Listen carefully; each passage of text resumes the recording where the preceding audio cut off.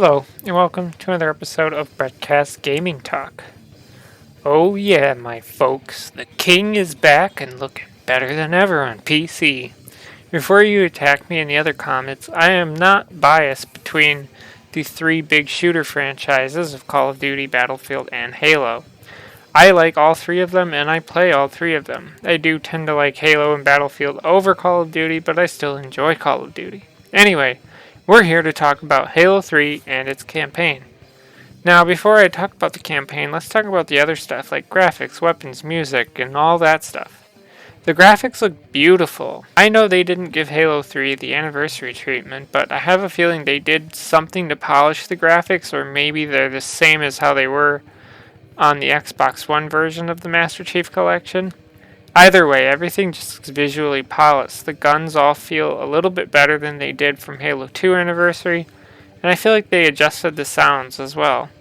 I think that all of the weapons feel a lot more balanced too, though the battle rifle now seems a lot more powerful than it previously did.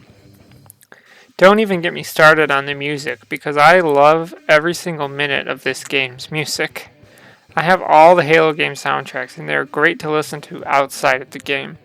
There's moments when the music kicks in and it just makes you feel like such a badass. The enemies are better balanced compared to Halo 2 Anniversary as well, and that is very noticeable with the brutes. Even playing on easy, the brutes in Halo 2 Anniversary were a pain in the ass bullet sponges, and I hated it more than the Flood. Fortunately, the brutes in Halo 3 don't take as much ammo to kill and are, more or less, like the elites in terms of how much ammo it takes to kill them. Unfortunately, the Flood is still the Flood, and my opinion on them will never change. I love the Halo games, but the Flood is one aspect of the trilogy of the three that I will never like. Some things I really like about the enemy is the banter between the grunts. It's really funny. That even stretches to ally soldiers. There were times when they would complain that I took their kill, things like that. It really does add some life to the game. Do I really need to talk that much about the campaign? I'm fairly positive most people know the story of Halo 3, right? I think that Halo 3 is the game that best explores the relationship between Chief and Cortana. Yes, I know what happens to her in the events of Halo 5 Guardians and Halo Wars 2, and where things are at story-wise in the upcoming Halo Infinite. However, I think it's interesting that for as little as Chief speaks, he conveys a lot of emotion, especially towards Cortana. There's only two parts of the entire campaign that I don't like, and the first one is the mission called Cortana. If you didn't already know how much I hate the Flood, well, I really hate the Flood and think they're annoying as fuck. This mission is loaded with them, and it's such a dumb mission. The other part is the amount of times that either Cortana or the Gravemind would slow down the entire game with their moments that they have to talk to you. Those little parts just got very annoying. One minor thing is that a lot of the times the physics of the Warthog are fine and they can be pretty funny, but in the last Warthog run here, well, the Warthog physics are a pain in the ass to deal with.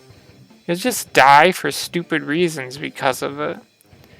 Other than those few things, this is an amazing campaign that I really enjoyed. It's a perfect end to such an amazing trilogy.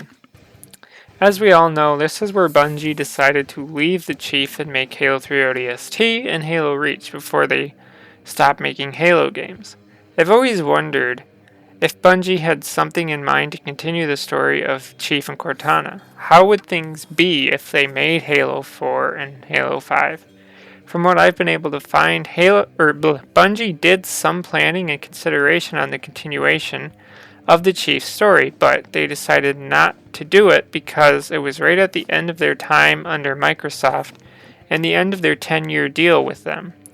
This made it so that they didn't want to start another entry in the main story of Halo if they would not be the ones to finish said story. Speaking of Halo 3 ODST, that is the next game that will be added to the Master Chief Collection, but the question is when? I can't find any information that gives any solid dates or anything beyond it's coming very soon. It'll be fun to play the campaign again and to play the Halo 3 ODST firefight as well.